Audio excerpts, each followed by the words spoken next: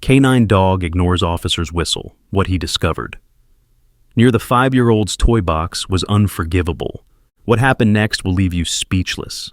Like, share, and comment where you're listening from, because this story that you're about to listen to will change how you see loyalty forever. The morning sun painted golden streaks across the kitchen window as Officer Ryan Mitchell poured his second cup of coffee. Steam curled upward like tiny ghosts, disappearing into the quiet suburban air. Everything felt normal, everything felt safe. But sometimes, the most dangerous moments disguise themselves as the most ordinary ones. "Daddy, can Shadow play with me today?" 5-year-old Emma's voice carried that sweet innocence that made Ryan's heart both soar and ache. She sat cross-legged on the living room carpet, her tiny fingers arranging colorful blocks around her favorite wooden toy box. The same toy box that had been in their family for years. The same toy box that held secrets no one could imagine. Ryan glanced toward his canine partner, a massive German shepherd, whose dark coat earned him the name Shadow. The dog sat rigid near the doorway, his amber eyes fixed on something Ryan couldn't see. Those eyes held an intensity that made Ryan pause mid-sip. "What's wrong, boy?" Ryan asked, setting down his mug. "You're acting strange this morning." Shadow's ears twitched, but he didn't move. His gaze remained locked on Emma's toy box like he was guarding against an invisible threat. The fur along his spine stood slightly raised, and his breathing came in short, controlled bursts. This wasn't normal behavior. Shadow was trained, disciplined, and had never shown anxiety without reason. Emma giggled as she stacked her blocks higher. "Look, Daddy, I'm building a castle for my princess." The innocence in her voice created a sharp contrast to Shadow's tension. Ryan watched his daughter play, completely unaware that danger might be lurking just feet away.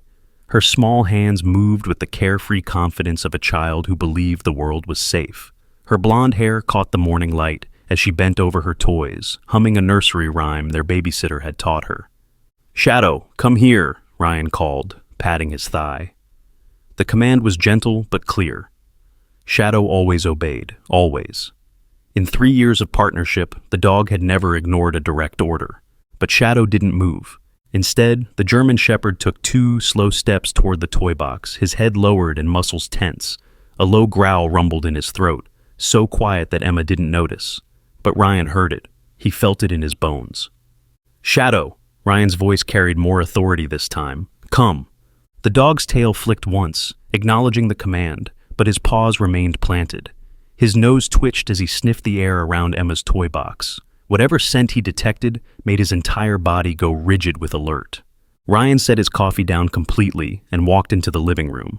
His boots made soft thuds against the hardwood floor, a sound that usually brought Shadow running. Not today. Today, Shadow acted like he was protecting something more important than obedience. "What's gotten into you?" Ryan knelt beside his partner, running his hand along Shadow's neck. The dog's muscles felt like coiled springs ready to release. "You're scaring me, buddy." Emma looked up from her blocks, her green eyes wide with curiosity. "Is Shadow okay, Daddy? He looks worried." Ryan forced a smile, the kind parents master when they want to shield their children from adult concerns. "He's fine, sweetheart, just being extra careful today." But Ryan wasn't fine. Shadow's behavior triggered every instinct he had developed during his years in law enforcement. Dogs didn't act this way without reason. They sensed things humans missed. They detected dangers that remained invisible to the naked eye. The toy box sat innocent and familiar in the corner, its painted surface showing wear from years of use. Emma had inherited it from Ryan's childhood home after his parents passed away. It held her favorite stuffed animals, coloring books, and the small treasures that made her world complete. Nothing about it seemed threatening. Nothing about it appeared different from any other morning. Yet Shadow continued his silent vigil. Ryan's radio crackled to life from the kitchen counter. "Unit 47, we have a routine patrol assignment. Respond when ready." "Copy that, dispatch. I'll be mobile in 15 minutes, Ryan replied, but his eyes never left Shadow. The dog's behavior gnawed at him like an unsolved puzzle. Every instinct screamed that something was wrong, even though logic suggested otherwise. Emma stood up and walked over to Shadow, her small hand reaching out to pet him. "It's okay, Shadow. There's nothing scary here." The moment her fingers touched Shadow's fur, the dog's entire demeanor shifted. His rigid posture softened, and he gently nuzzled Emma's palm. but his eyes never left the toy box. Even while accepting her affection, his attention remained focused on that corner of the room. "See, he's not scared," Emma said, smiling at her father. "He's just protecting my toys." The word protecting sent a chill down Ryan's spine. What if Shadow wasn't being paranoid? What if he was doing exactly what Emma said, protecting her from something Ryan couldn't see? Ryan's phone buzzed with a text from his sergeant. "Running late today? Everything okay?" He typed back quickly. "All good. Shadow's acting strange, but probably nothing." But as Ryan sent the message, he realized he didn't believe his own words. Shadow's behavior felt like a warning, like an alarm bell ringing in a language only dogs understood. The question was, what was he trying to warn them about? The morning routine continued, but tension hummed beneath the surface like electricity before a storm. Ryan gathered his gear while keeping one eye on Shadow, who maintained his post near Emma's toy box. The dog had relaxed slightly, but his alertness never wavered. He watched. He waited. He knew something that no one else could comprehend. "Daddy, will you read to me tonight?" Emma asked, returning to her blocks. "The story about the brave dog who saves everyone?" "Of course, Princess," Ryan replied, though the irony of her book choice wasn't lost on him. Here stood a brave dog, possibly trying to save them right now, and they were too blind to understand his message. Ryan's partner, Detective Sarah Chen, had always said that the best cops learn to trust their instincts even when evidence pointed elsewhere. "Your gut knows things your brain hasn't figured out yet," she'd tell rookies during training. "Listen to it." Right now, Ryan's gut was screaming. Shadow's behavior combined with his own growing unease created a symphony of warning signals that demanded attention. But what could he do? Call in sick because his dog was acting strange? Search his daughter's toy box like some paranoid parent? The rational part of his mind argued that he was overreacting. Shadow could be responding to a scent from outside, a neighborhood cat, or even changes in the weather. Dogs were sensitive to things humans never noticed. This could be nothing more than canine anxiety manifesting in unusual behavior. But the cop in Ryan knew that dismissing warning signs was how people got hurt. "Emma, sweetheart, why don't you play in the kitchen while I get ready for work?" Ryan suggested, testing a theory. "You can use the big table for your blocks." "But I like playing here," Emma protested. "This is where my toys belong." Ryan watched Shadow's reaction as Emma spoke. The dog's ears perked up, and he took a small step closer to her, positioning himself between Emma and the toy box. The movement was subtle but deliberate, protective. "Just for this morning," Ryan insisted gently, "Daddy needs to think about something." Emma sighed with the dramatic flair only 5-year-olds could master, but she gathered her blocks and moved to the kitchen table. Shadow immediately relaxed, his tail wagging slightly as he followed Emma to her new location. But every few seconds, his head turned back toward the living room, toward the toy box that held his attention like a magnet. Ryan remained in the living room, studying the toy box with new eyes. It looked exactly as it always had, painted wood with small dents and scratches from years of use. The lid showed childish drawings Emma had added with washable markers. Nothing appeared disturbed. Nothing seemed out of place. He knelt down and opened the lid slowly. Inside, Emma's stuffed animals sat in their usual arrangement. Her coloring books were stacked neatly on one side. A collection of small toys filled the remaining space. Everything normal. Everything innocent. Yet Shadow's ears remained pricked from the kitchen, listening to every sound Ryan made near the toy box. Ryan ran his hands along the inside edges, checking for anything unusual. His fingers found smooth wood and fabric, nothing more. He lifted out some of the toys, looking underneath for hidden objects or damage, still nothing. But as he worked, a memory surfaced from his childhood. This toy box had belonged to his family for decades. His sister Abby had played with it before him. His parents had stored family mementos in it during quieter years. It had traveled from house to house, room to room, collecting stories like dust. The memory brought a familiar ache. Abby had disappeared 15 years ago, when Ryan was still in college. She'd been only 12, walking home from school on an ordinary Tuesday that became anything but ordinary. The case had gone cold despite every effort by local police and FBI. No body, no concrete evidence, no closure. Ryan's decision to become a police officer had grown directly from that loss. Every case he worked, every criminal he pursued, carried a piece of his sister's memory. He'd dedicated his career to preventing other families from experiencing the pain that had shattered his own. Now, staring at the toy box that had once been Abby's, Ryan felt those old wounds reopening. Shadow's behavior couldn't be coincidence. Dogs didn't fixate on objects without reason, especially objects connected to missing persons. "Daddy, are you coming?" Emma called from the kitchen. "Shadow keeps looking at you." Ryan closed the toy box lid and stood up. His radio crackled again with assignment details, but his mind was elsewhere. Something about this morning felt like the beginning of a story he wasn't ready to hear.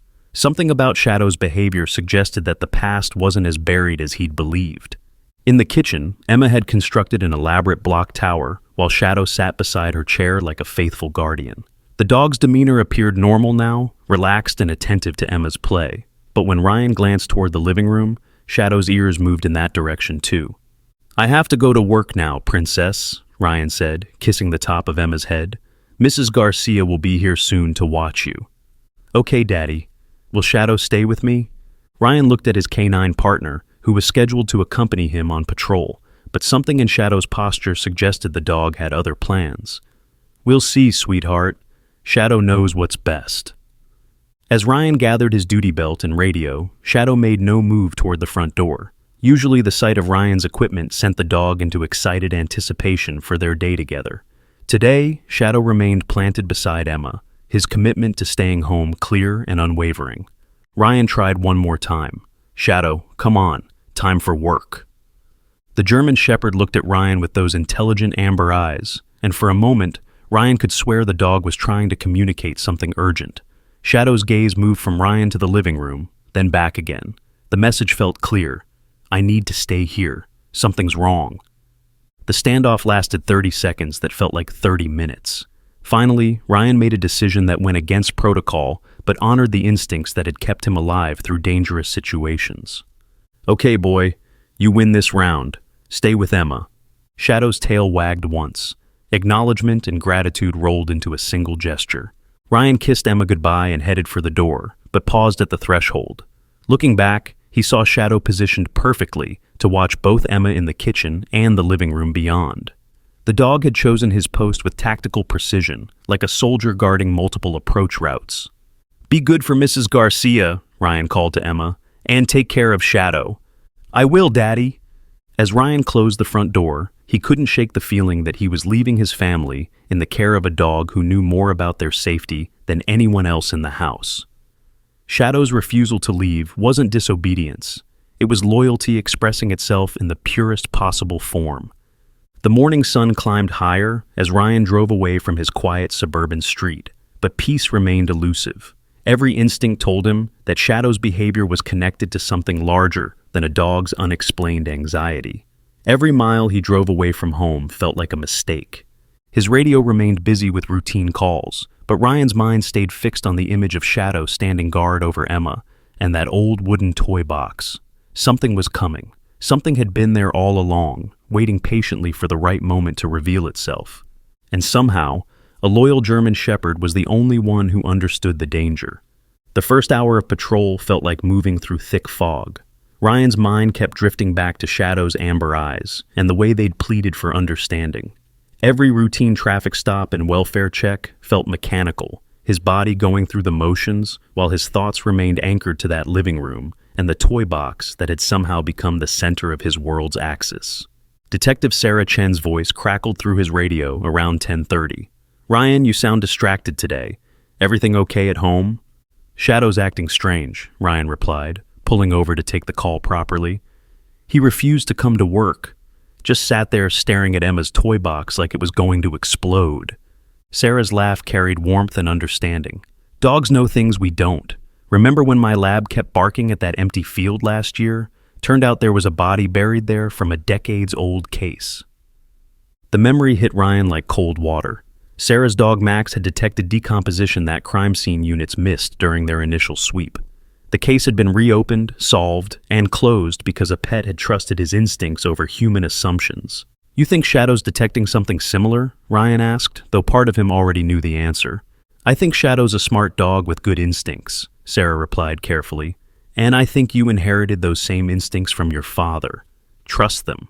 Ryan's father had been a cop too, killed in the line of duty when Ryan was 16. Everyone said Ryan had his father's intuition for danger, the ability to sense trouble before it announced itself. Today, that inherited awareness was screaming at frequencies only he could hear. "I'm going to check on them," Ryan decided. "Something doesn't feel right." "Copy that. I'll cover your sector." The drive home felt endless despite being only 12 minutes. Ryan's hands gripped the steering wheel tighter with each passing block, and his heartbeat matched the rhythm of his patrol car's engine. Rational thought battled against instinct, but instinct was winning by a landslide.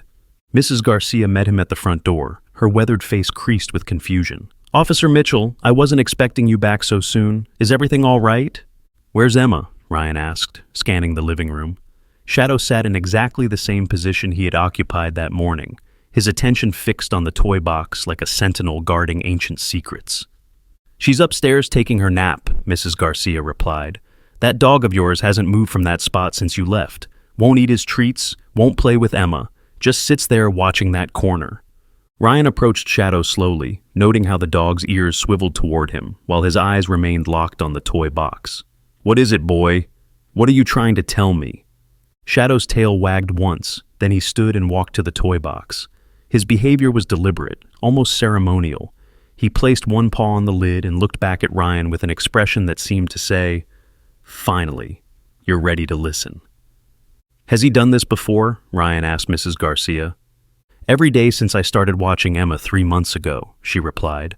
"I thought it was just his favorite spot, you know? Dogs can be particular about their routines." 3 months. Shadow had been trying to communicate something for 3 months, and everyone had dismissed it as quirky behavior. Ryan felt a surge of guilt mixed with growing dread.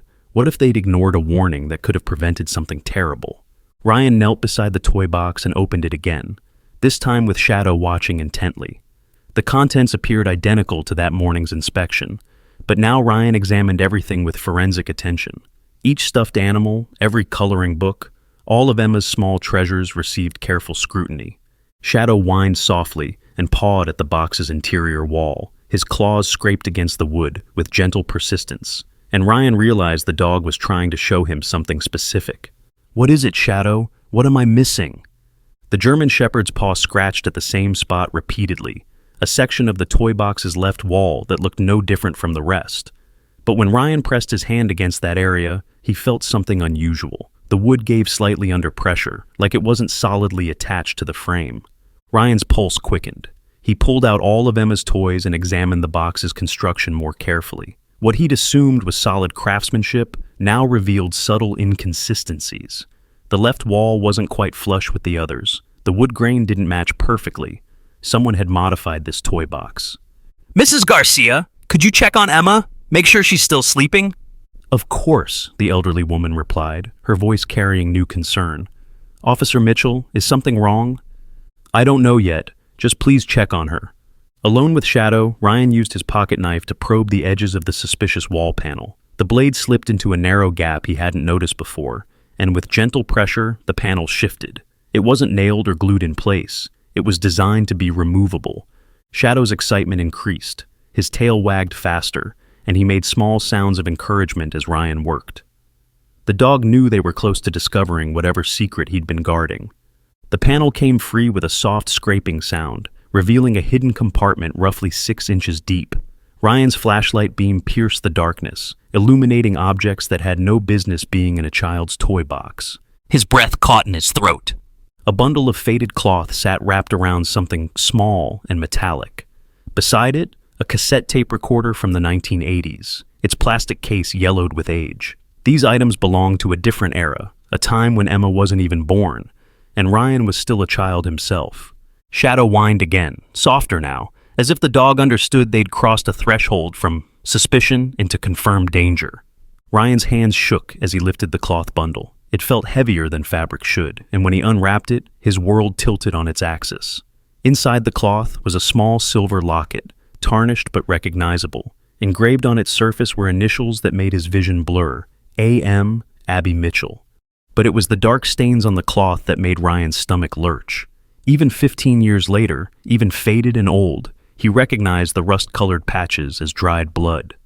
"Oh God," Ryan whispered, and Shadow moved closer, pressing his warm body against Ryan's side in a gesture of comfort and solidarity. Mrs. Garcia's voice called from upstairs, "Emma's sleeping peacefully, Officer Mitchell." Ryan barely heard her.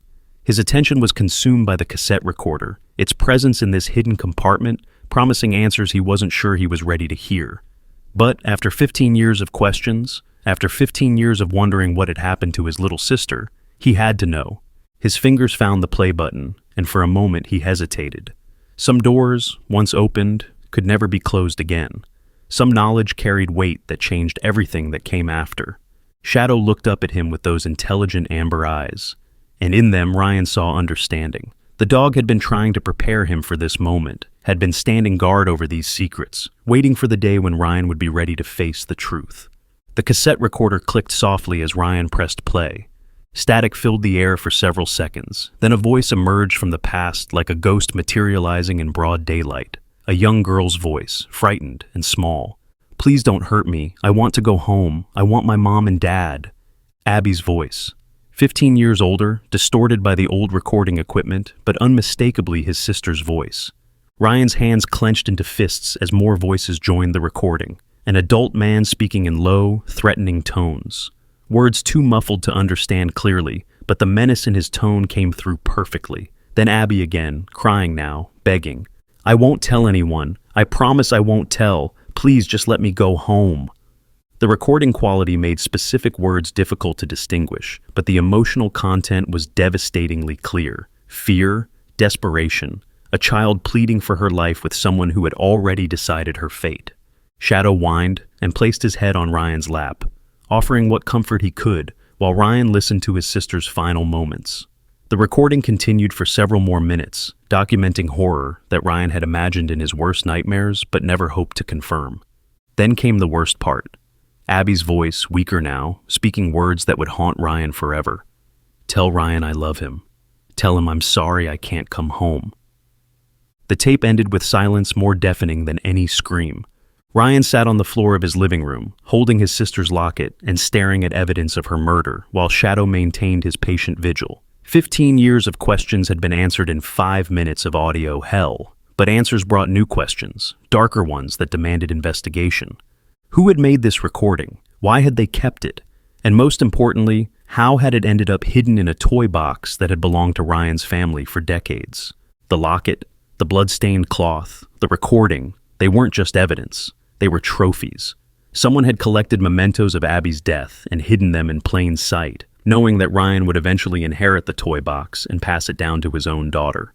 The cruelty of that realization cut deeper than grief. Someone had wanted Ryan to find these items eventually. Someone had turned his family's toy box into a monument to his sister's murder, a secret shrine to violence that had sat in his home for months while Emma played innocently nearby. But who? Who had access to the toy box over the years? Who could have modified it to create the hidden compartment? Who had been close enough to Ryan's family to know the toy box's history and significance? Shadow's behavior made perfect sense now. Dogs could detect decomposition and violence long after humans had forgotten their presence. The German Shepherd had been responding to death, to the psychic residue of trauma embedded in those hidden objects. He'd been trying to protect Emma from exposure to evidence of murder, even though he couldn't explain the danger in terms humans would understand. Ryan's radio crackled with routine dispatcher chatter, but the normal world felt impossibly distant. How could traffic violations and noise complaints matter when he held proof of his sister's murder in his hands? How could life continue as if nothing had changed when everything had changed? Mrs. Garcia appeared in the living room doorway, took one look at Ryan's face, and immediately understood that whatever he'd discovered was serious. "Officer Mitchell, should I call someone? Detective Chen, maybe?" "Yes," Ryan managed to say. "Call Sarah. Tell her to come here immediately, and tell her to bring the crime scene kit." "What should I tell Emma when she wakes up?" "Tell her Daddy found something important. Tell her Shadow was being a very good dog." Mrs. Garcia nodded and retreated to make the phone call, leaving Ryan alone with Shadow and the evidence that would reopen the most painful case of his life. But this time, he wouldn't be a helpless teenager watching police search for his missing sister. This time, he was the police. This time, he had training, resources, and most importantly, a starting point. The toy box had been in his parents' house when Abby disappeared. After their deaths, Ryan had moved it to his own home and eventually given it to Emma. But during those 15 years, who else had access? Who could have hidden evidence inside it? His mind began constructing lists: family members, family friends, repair people, anyone who might have had unsupervised time with the toy box. The investigation would be complex, but it had direction now. Shadow had given them the breakthrough they needed. Ryan looked at his canine partner with new respect and gratitude. "You've been trying to solve this case for months, haven't you, boy? You knew these things were here. You knew they were important." Shadow's tail wagged once, and he licked Ryan's hand gently. The dog's work wasn't finished. There were still secrets to uncover, still justice to pursue, but the hardest part was over. The truth had finally been exposed to light. Detective Chen arrived 30 minutes later with 2 crime scene technicians and questions that Ryan answered while holding Abby's locket like a lifeline. The toy box became the center of intense forensic attention. Every surface tested for fingerprints, DNA, and trace evidence that might identify who had created the hidden compartment. "This recording is going to break the case wide open," Sarah said, examining the cassette player with gloved hands. "Audio analysis might help us identify the other voice. And if we're lucky, there might be forensic evidence on these items that wasn't available 15 years ago." Ryan nodded, but his attention kept returning to Shadow, who had settled into a relaxed position for the first time all day. The dog's mission was accomplished. He'd successfully communicated the danger he'd sensed, had protected Emma from exposure to traumatic evidence, and had helped solve a 15-year-old murder case. Emma appeared at the top of the stairs, rubbing sleepy eyes and looking confused by all the activity. "Daddy? Why are there police people in our house?" Ryan handed the locket to Sarah and went to comfort his daughter. "Shadow found something very important, Princess. He's been trying to tell us about it for a long time." "Is Shadow in trouble?" "No, sweetheart. Shadow's a hero. He solved a mystery that grown-ups couldn't figure out." Emma smiled and ran to hug Shadow, who accepted her affection with gentle dignity. The dog had carried the weight of terrible knowledge for months, had tried every way he knew to communicate urgency and danger, and had finally succeeded in protecting the family he loved. As crime scene technicians documented evidence and Detective Chen made phone calls to reopen Abby's case, Ryan realized that justice had been waiting patiently in his living room, hidden in plain sight, guarded by a loyal dog who understood that some secrets were too important to keep buried forever. But who had put those secrets there, and why had they wanted Ryan to find them eventually? The questions that mattered most were just beginning to surface. Tell me in the comments, what do you think Shadow sensed that humans missed for so long? The audio analysis laboratory at the County Crime Center buzzed with activity as technicians worked to enhance the 15-year-old recording. Ryan paced the hallway outside, unable to sit still while experts dissected his sister's final moments. Shadow lay at his feet, calm now that his burden had been shared, but alert to every sound and movement around them. Detective Chen emerged from the lab with a grim expression that Ryan had learned to read over their years of partnership. Bad news. Always bad news when Sarah looked like that. "The recording quality is poor, but we've isolated some background sounds," she began carefully. "There's traffic noise consistent with a location near Highway 94, water sounds, probably a creek or stream, and Ryan," she paused, choosing her words with surgical precision. "We found something else."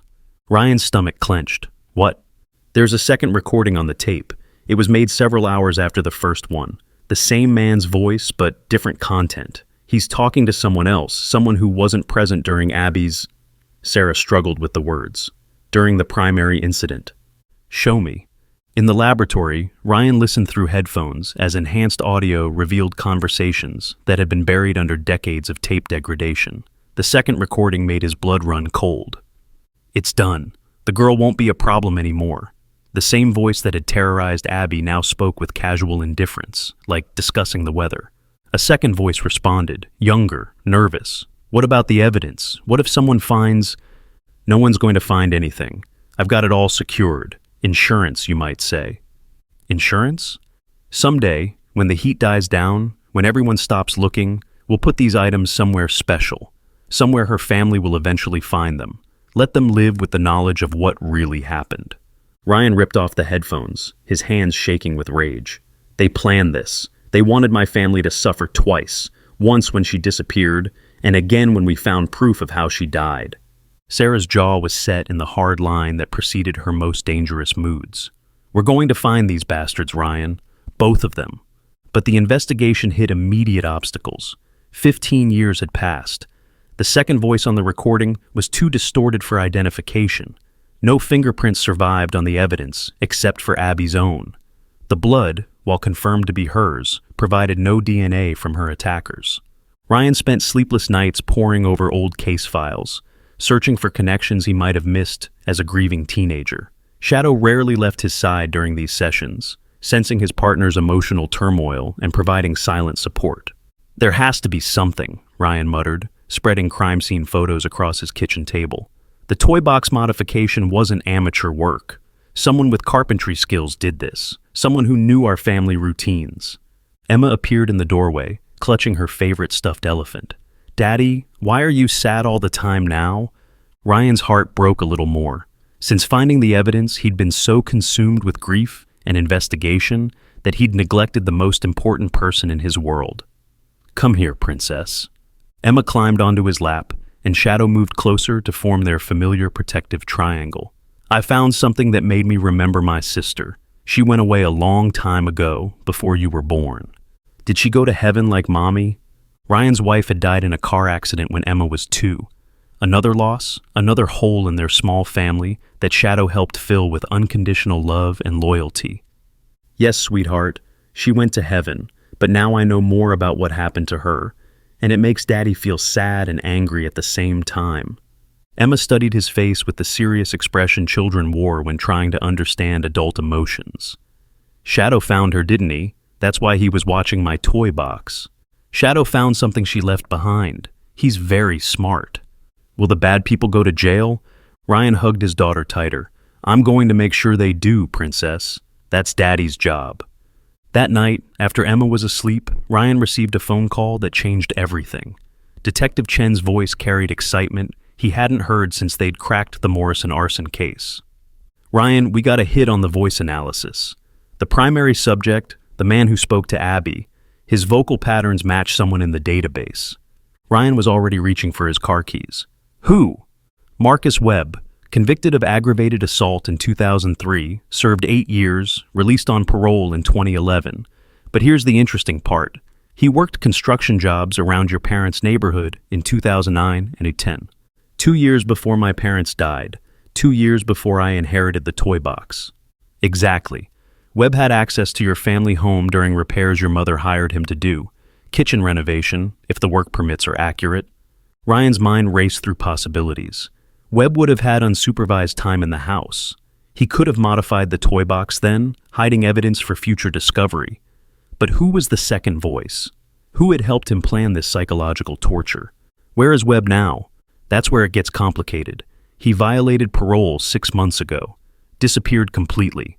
But Ryan, there's something else. We found records of phone calls Webb made from prison in 2015. Guess who he called repeatedly? "Tell me." "Greg Mitchell, your uncle." The name hit Ryan like a physical blow.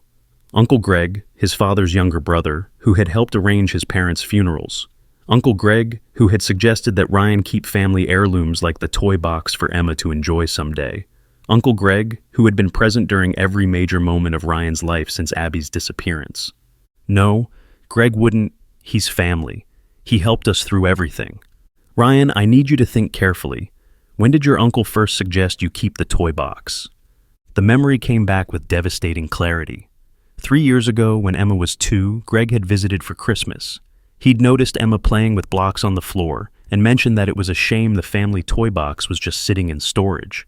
"She should have something that connects her to family history," Greg had said. "That toy box has been in the Mitchell family for generations. Abby used it, you used it, Emma should too." At the time, Ryan had been touched by his uncle's thoughtfulness. Now, the same conversation took on sinister implications. Greg hadn't been preserving family tradition. He'd been engineering Emma's exposure to evidence of murder. "Sarah, if Greg is involved, then Emma's been in danger this whole time. Shadow wasn't just sensing old evidence, he was sensing an active threat." "Where's Emma now?" "Asleep upstairs with Mrs. Garcia watching her." Ryan was already moving, checking locks and drawing curtains while Shadow followed with renewed alertness. "But Greg has keys to this house. He helped me move in. He knows our routines. I'm sending units to your location right now. Don't let anyone inside until we get there." Ryan hung up, and immediately called Mrs. Garcia downstairs. The elderly woman appeared within minutes, concern written across her weathered features. "Mrs. Garcia, I need you to take Emma to your sister's house tonight. Pack whatever she needs, but do it quietly. Don't wake her up until you're ready to leave." "Officer Mitchell, what's happening? Is Emma in danger?" "Maybe, probably. I don't know yet, but I can't take chances." Shadow accompanied Mrs. Garcia upstairs, while Ryan secured the house and checked his service weapon. Every sound made him tense. Every shadow outside the windows looked threatening. If Greg was involved in Abby's murder, if he'd spent 15 years planning psychological revenge against Ryan's family, then nowhere was safe until he was in custody. 20 minutes later, Detective Chen arrived with a full tactical team. Mrs. Garcia had successfully transported a sleepy Emma to safety, leaving Ryan alone with Shadow and enough backup to handle whatever came next. "What's the plan?" Ryan asked, though part of him already knew the answer. "We're going to find Marcus Webb and your Uncle Greg, and we're going to end this tonight." The search for Webb led them to a rundown trailer park on the outskirts of town, where surveillance revealed lights and activity inside Unit 47B. Shadow rode in Ryan's patrol car, his presence both comforting and essential. If Webb had more evidence hidden somewhere, the dog's detection abilities might be crucial. "Remember, Ryan, this is personal for you, but you're still a cop first," Sarah warned as they approached the trailer. "We do this by the book, no matter what we find in there." Ryan nodded, but privately wondered if he could maintain professional composure when facing his sister's killer. 15 years of grief and questions were about to collide with answers that might be worse than the uncertainty had been. The tactical team surrounded the trailer, while Ryan and Sarah approached the front door. Shadow remained alert beside Ryan, his training taking over as they moved into potential danger. But when they reached the trailer's entrance, they found it standing open, interior lights revealing a scene of hasty evacuation. "He's gone," Sarah announced after a quick sweep, "but he left in a hurry." The trailer's interior told a story of paranoia and obsession. Newspaper clippings about Abby's disappearance covered one wall. Photographs of Ryan's family, including recent pictures of Emma, were pinned to another. Most disturbing of all was a detailed timeline mapping Ryan's life from Abby's disappearance through his police training, marriage, and Emma's birth. "He's been watching you for 15 years, Sarah said, examining the timeline. "Every major life event is documented here." Ryan studied the photographs of Emma with growing horror. Some were taken from a distance, showing her playing in their backyard. Others captured her walking to Mrs. Garcia's car, completely unaware she was being observed. Webb had been stalking Ryan's daughter, collecting intelligence about her routines and vulnerabilities. Shadow moved through the trailer with purpose, his nose leading him to a closet that contained more evidence of Webb's obsession. Inside, they found additional recordings, not of Abby, but of phone conversations between Webb and Greg Mitchell discussing their long-term plan. "The kid's getting older," Webb's voice said on one recording. "Soon she'll be asking questions about the toy box. Time to move to phase 2. Greg's response chilled Ryan's blood. "Let me handle Ryan. I know exactly how to break him." "What's phase 2? Sarah asked, though neither of them wanted to hear the answer. They found it in a notebook filled with detailed plans for Emma's abduction. Webb and Greg had spent months planning to recreate Abby's disappearance using Emma as their victim. The psychological torture of making Ryan live through the same loss twice was apparently the ultimate goal of their 15-year conspiracy. "We have to find Greg," Ryan said, his voice steady despite the rage building inside him. "If Webb's running, Greg might try to grab Emma before he disappears too." Sarah was already on her radio, coordinating with units watching Greg's known addresses, but Ryan's phone rang before she finished issuing instructions. "Answer it," Sarah whispered. "Keep him talking while we trace the call." Ryan pressed the speaker button and forced his voice to remain calm. "Hi, Uncle Greg. Kind of late for a social call, isn't it?" "Hello, Ryan. I hear you've been having some interesting discoveries lately." The casual tone made Ryan's skin crawl. This man had helped him grieve Abby's loss, had attended family dinners, had played with Emma and earned her trust and affection, all while planning her destruction. "Where are you, Greg?" "Close enough to matter, far enough away to be safe, for now." "Why? Why would you do this to our family? Abby was just a child." Greg's laugh held 15 years of contained malice. "Your father cost me everything, Ryan. The family business, the inheritance, respect in this community. Everything should have been mine, But Big Brother always got the best of everything.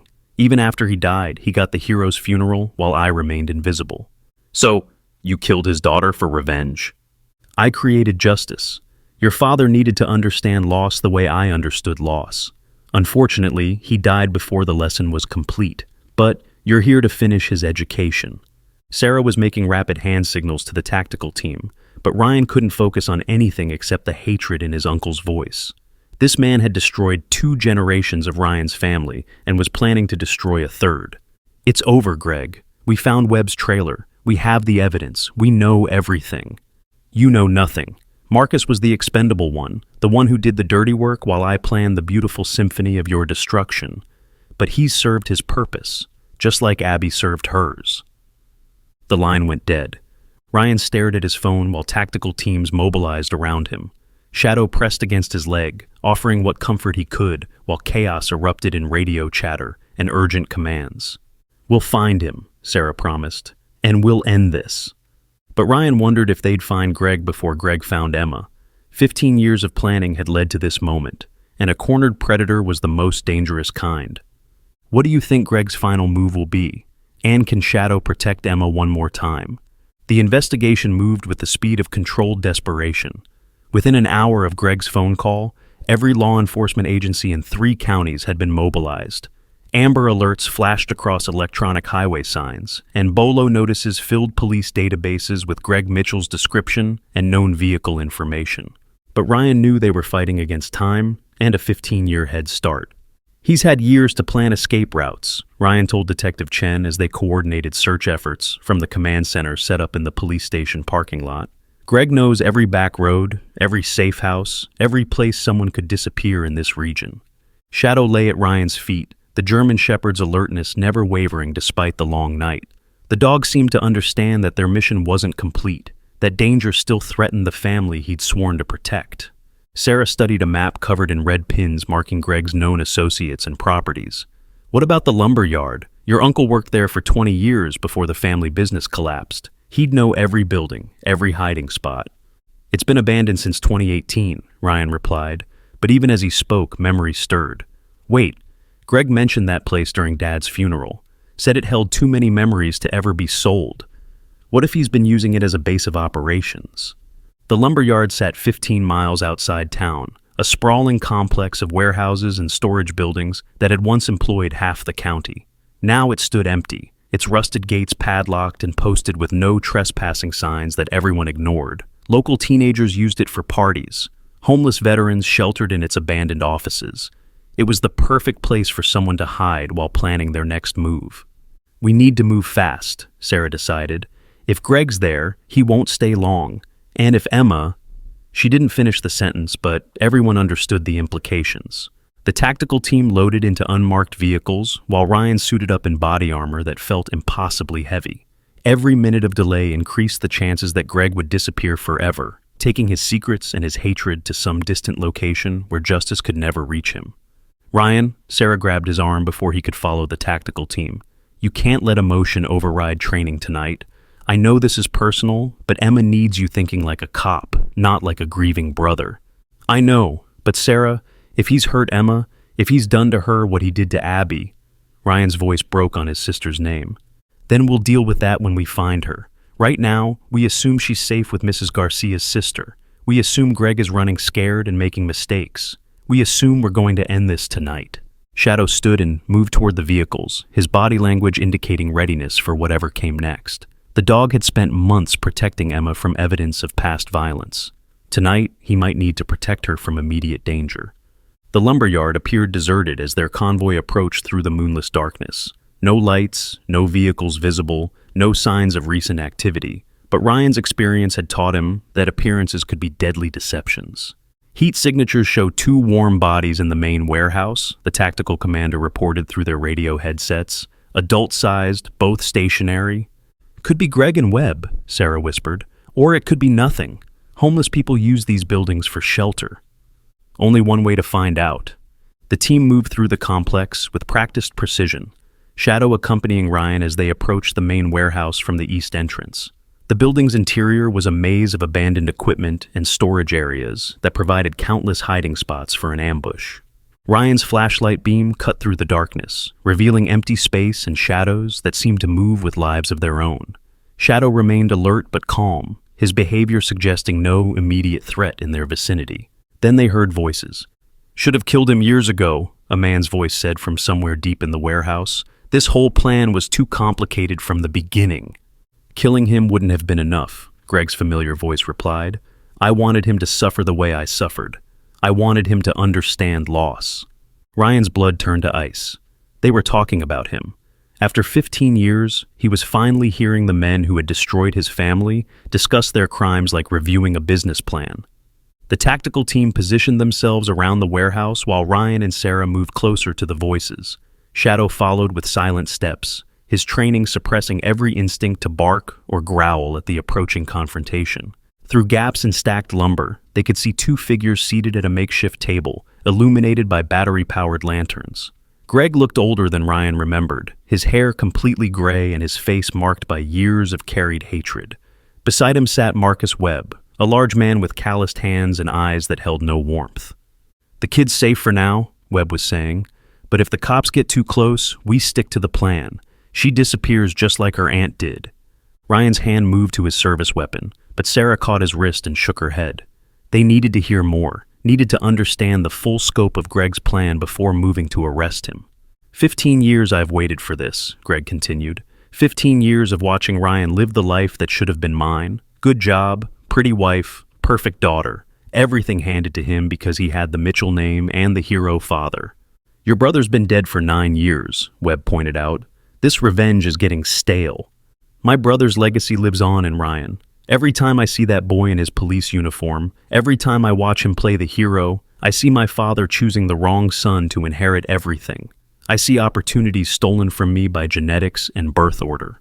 Ryan felt sick listening to the depth of his uncle's resentment. Greg hadn't just killed Abby out of rage or opportunity. He'd murdered a 12-year-old girl because he was jealous of her father's success. The motive was so petty, so fundamentally selfish, that it defied comprehension.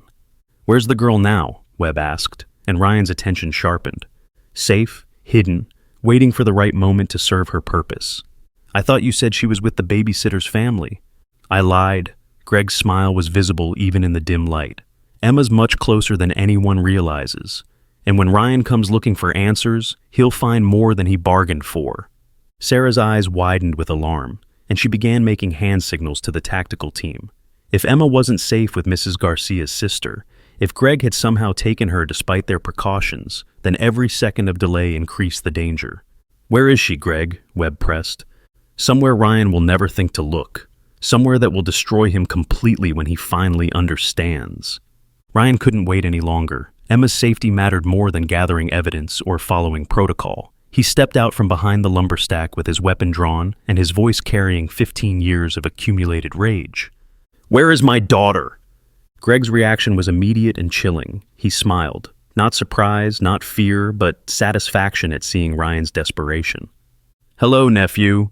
I was wondering when you'd find us." Webb reached for something under the table, but tactical officers emerged from 3 different directions with weapons trained on both men. The warehouse filled with shouted commands and the sound of boots on concrete as the arrest team moved into position. "Don't move," Sarah commanded. "Hands where we can see them." But Greg remained seated, his hands folded calmly on the table like he was conducting a family meeting.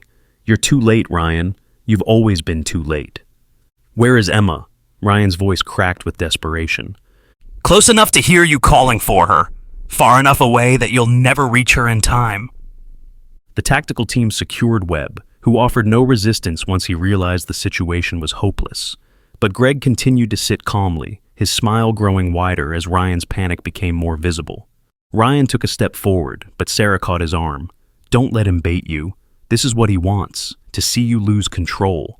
"The difference is," Greg continued, "Emma won't have to suffer as long as Abby did. I've learned efficiency over the years." Shadow moved closer to Ryan, pressing against his partner's leg in a gesture of support and restraint. The dog seemed to sense that violence would solve nothing and might make the situation worse. "You want to know where she is?" Greg asked. "Check the old family cemetery, the one where our grandfather is buried. Emma's keeping him company tonight." Ryan's blood turned to ice. The family cemetery was 20 miles away. isolated and accessible only by hiking trails. If Greg had taken Emma there, she was completely alone and vulnerable in the wilderness. "If you've hurt her," Ryan began. "I haven't touched her," Greg interrupted. "Yet. But hypothermia is such a peaceful way to die. She'll just go to sleep and never wake up. Very humane, really." Sarah was already coordinating search and rescue teams through her radio, while the tactical team finished securing the warehouse. But Ryan knew they were racing against time and weather. The temperature was dropping, and Emma was only 5 years old. She wouldn't survive a full night alone in the mountains. "Why the cemetery?" Ryan demanded. "Why there?" "Because that's where this family's story ends," Greg replied. "Where all the Mitchell failures are buried together. Your grandfather, who lost the family fortune. Your father, who died playing hero. And now Emma, who represents the final chapter. You're insane. I'm justice. 15 years delayed, but finally arriving where it belongs." Webb spoke for the first time since being arrested. "I told you this plan was too complicated. We should have just killed them all years ago." Greg's smile faltered slightly. "Where's your artistic appreciation, Marcus? Anyone can commit simple murder. This is psychology. This is poetry." "This is the end," Sarah announced, moving to arrest Greg. "Gregory Mitchell, you're under arrest for the murder of Abby Mitchell, conspiracy to commit murder, kidnapping, and about 20 other charges I'll think of on the way to the station." As handcuffs clicked around Greg's wrists, he looked directly at Ryan with eyes that held no remorse, no regret, only satisfaction at having caused maximum pain. "You'll never find her in time," he said quietly. "The cemetery has hundreds of graves, dozens of monuments, countless places to hide a small girl, and Emma doesn't know how to survive in the cold. She'll be dead before sunrise." Ryan wanted to hit him, wanted to force information from him through violence and intimidation. But Shadow's presence reminded him of who he was supposed to be: a police officer, a father, a man who solved problems through intelligence and determination, not revenge and brutality. "We'll find her," Ryan said with quiet certainty, "and when we do, you'll spend the rest of your life in prison knowing that your 15-year plan failed." "Will I?" Greg asked, as officers led him toward the exit. "Or will I spend it knowing that I destroyed the Mitchell family legacy forever?" The warehouse fell silent, except for radio chatter and the sound of vehicles starting outside. Ryan stood alone with Shadow, and the weight of knowing his daughter was somewhere in the wilderness, cold and frightened, and calling for a father who might not reach her in time. "We need to move," Sarah said, approaching with search coordinator maps. "Every minute counts now." But as they prepared to leave for the cemetery, Ryan noticed something that made his heart skip. Shadow wasn't looking toward the exit. Instead, the German Shepherd was staring at a section of the warehouse they hadn't searched, his body language indicating alert interest. "What is it, boy?" Ryan asked, following Shadow's gaze. The dog moved toward a stack of lumber in the far corner, his nose working overtime as he investigated scents that meant something to his trained senses. When he reached the lumber pile, Shadow began to whine softly and paw at the ground. "There's something here," Ryan called to Sarah. "Shadow's found something." They moved the lumber carefully, revealing a trapdoor that led to a small basement area beneath the warehouse. And from that basement came a sound that made Ryan's heart soar with relief and terror. "Daddy! Daddy, is that you?" Emma's voice, weak but alive, drifted up from the darkness below. Could Greg have been lying about the cemetery to buy himself time? And what else is he hiding in that basement? Ryan's hands shook as he pulled open the trapdoor, revealing wooden steps that descended into darkness. Emma's voice came again, stronger this time, filled with the relief of a frightened child who finally heard rescue arriving. "Daddy, I'm down here. I can't get out." "I'm coming, Princess," Ryan called back, his flashlight beam cutting through the basement gloom. "Are you hurt?" "I'm cold and scared, but I'm okay. There's water down here, and it's dark." Shadow immediately began descending the stairs, his protective instincts overriding any concern for potential danger. The basement wasn't large, maybe 10 feet by 12 feet, but it had been converted into something that made Ryan's stomach turn. This wasn't a hiding place, it was a prison. The walls were lined with soundproofing material. A small cot sat in one corner, with restraints attached to its frame. A camera mounted on a tripod pointed toward the center of the room, and stacks of recording equipment occupied a makeshift table. This basement had been designed for one purpose: documenting the suffering of victims. Emma sat huddled in the far corner, wearing the same pajamas she'd had on when Mrs. Garcia took her to safety hours earlier. Her face was streaked with tears, but she was alive and unharmed. When she saw Ryan, she ran toward him with the desperate speed of a child who had thought she might never see her father again. "Daddy!" Emma threw herself into Ryan's arms, and he held her so tightly that she squeaked in protest. "The scary man said you weren't coming. He said I had to stay down here forever." "I'm here now, princess. You're safe. Shadow found you." Ryan's voice broke with emotion as he lifted his daughter, never wanting to let her go again. Shadow moved through the basement with professional thoroughness, his nose leading him to evidence that told a horrifying story. The dog paused at several spots where his training detected traces of violence and fear. This room had housed other victims before Emma, other children who hadn't been rescued in time. Sarah's voice called from above. "Ryan, is she okay?" "She's alive. She's safe," Ryan replied, but his attention was caught by something Emma said as he carried her toward the stairs. "Daddy, the scary man said he had movies of the other little girl. He showed me pictures and said I was going to help him make new movies." Ryan's blood turned to ice. Greg hadn't just killed Abby, he'd recorded her death. The evidence they had found in the toy box was just the beginning of a collection that documented 15 years of planning and waiting for the perfect moment to strike again. What other little girl, sweetheart? "She looked like you, Daddy. The scary man said she was my cousin who went to heaven a long time ago." Ryan climbed the basement stairs with Emma in his arms, Shadow following close behind. The warehouse above buzzed with crime scene activity as evidence teams documented Greg's operation, but Ryan's focus remained entirely on his daughter, who was alive and safe, despite 15 years of planning by someone who should have protected her.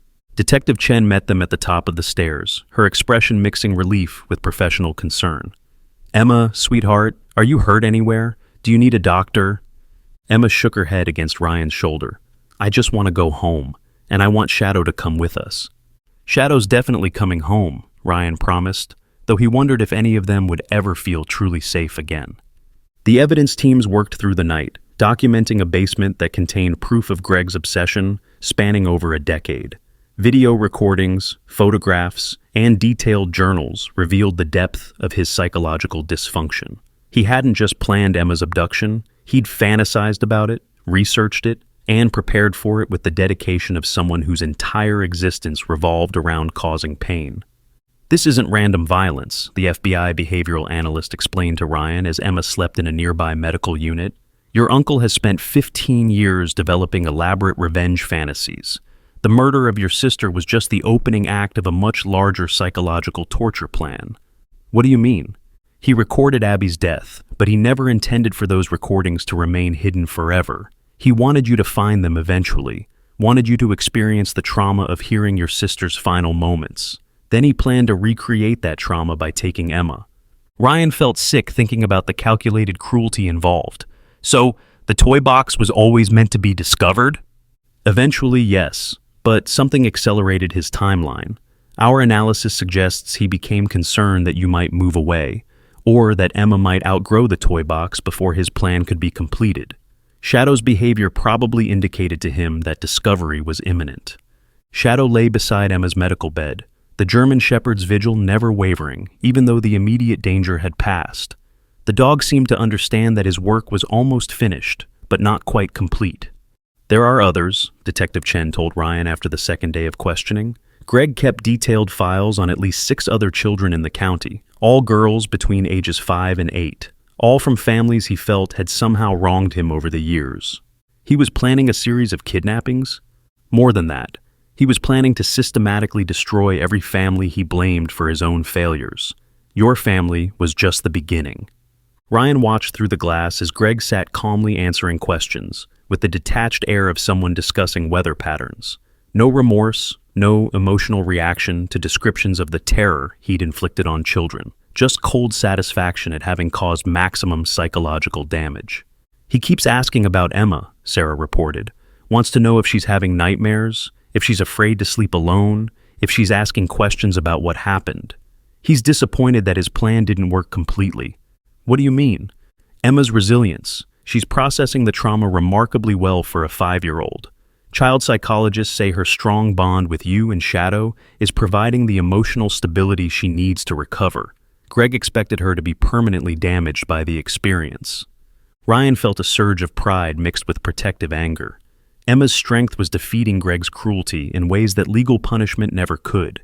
By refusing to be broken, she was denying him the satisfaction he had spent 15 years anticipating. Marcus Webb's confession provided additional details about the conspiracy. The two men had met in county lockup during one of Greg's drunk driving arrests in 2008. Webb was facing assault charges, and Greg had paid his bail in exchange for future services. Their partnership had developed over years of shared resentment towards society and authority. Webb did the actual killing, Sarah explained to Ryan.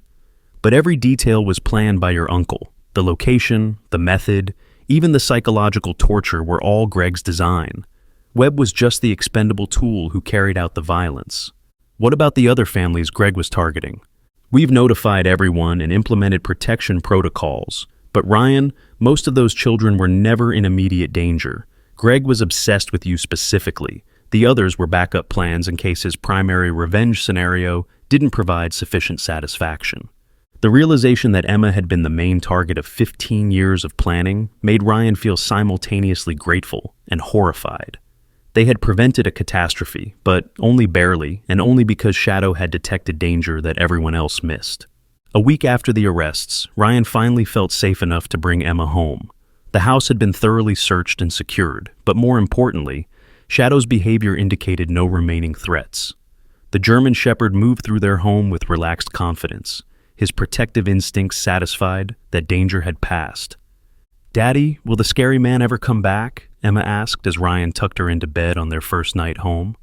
"No, Princess. He's going to jail forever." Shadow made sure of that. Emma looked at the German Shepherd, who had positioned himself beside her bed like a furry guardian angel. "Shadow's the best dog in the whole world, isn't he?" "Yes, he is. Shadow saved you, and he saved me, too." "How did he save you?" Ryan considered how to explain complicated concepts to a 5-year-old. "Shadow helped me understand that some people I trusted weren't really safe. He protected our family when I didn't even know we needed protection." Emma reached down to pet Shadow, who accepted her affection with gentle dignity. "I love you, Shadow. Thank you for finding me." The dog's tail wagged once, a simple acknowledgement of appreciation from someone he'd sworn to protect. Over the following months, the legal proceedings moved forward with grim efficiency. Greg Mitchell was convicted on multiple charges, including first-degree murder, conspiracy, kidnapping, and endangering the welfare of a child. He received life in prison without possibility of parole, ensuring he would never again threaten innocent families. Marcus Webb pleaded guilty to murder and conspiracy charges in exchange for avoiding the death penalty. His testimony provided closure for Abby's case and confirmed details that had haunted Ryan for 15 years. But the most important healing happened quietly in the everyday moments of normal family life. Emma's nightmares gradually faded as she processed her trauma with the help of skilled counselors and the constant support of her father and Shadow. The German Shepherd never left her side during those difficult weeks, providing comfort that no human could match. Ryan found himself changed by the experience as well. The guilt he'd carried about Abby's disappearance finally began to lift, as he understood that her death hadn't been random or preventable. Greg's actions had been the result of psychological dysfunction that no one could have predicted or stopped. "You couldn't have known," the police psychologist told Ryan during one of their sessions. "Your uncle presented a convincing facade for 15 years. Even trained professionals who interviewed him after Abby's disappearance didn't detect his involvement. But the signs were there. Shadow saw them. Why didn't I?" "Because you're human, and humans are designed to trust family members." Shadow didn't have those emotional blinders. He responded to pure instinct and training. 6 months after the arrests, Ryan made a decision that felt both necessary and healing. He arranged for the old family toy box to be destroyed in a controlled burn, with Emma's permission and participation. They gathered in their backyard on a sunny Saturday morning, along with Detective Chen and several other officers who had worked the case. "Are you sure you want to do this, Princess?" Ryan asked Emma as they prepared to light the fire. "Yes, Daddy. The toy box has sad memories now. I want new toys with happy memories." Emma helped Ryan place the toy box on the burn pile, and Shadow watched with calm attention as flames consumed the wood that had hidden terrible secrets for so many years. The fire burned hot and bright, reducing 15 years of psychological torture to ash and smoke that dispersed on the wind. "It's over," Sarah said quietly, standing beside Ryan as they watched the flames. "Really over this time." "Thanks to Shadow," Ryan replied, looking down at his canine partner.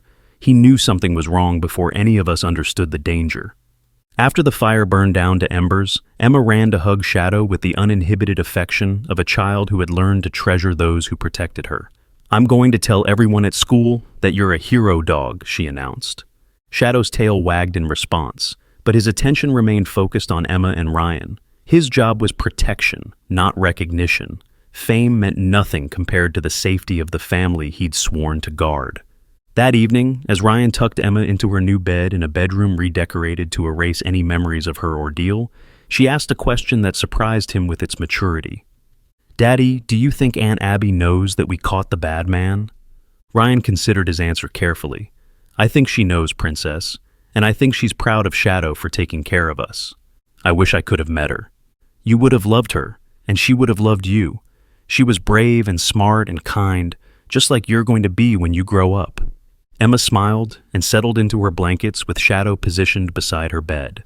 The German Shepherd's presence had become as essential to her bedtime routine as stories and lullabies. "Good night, Daddy. Good night, Shadow. Good night, Princess."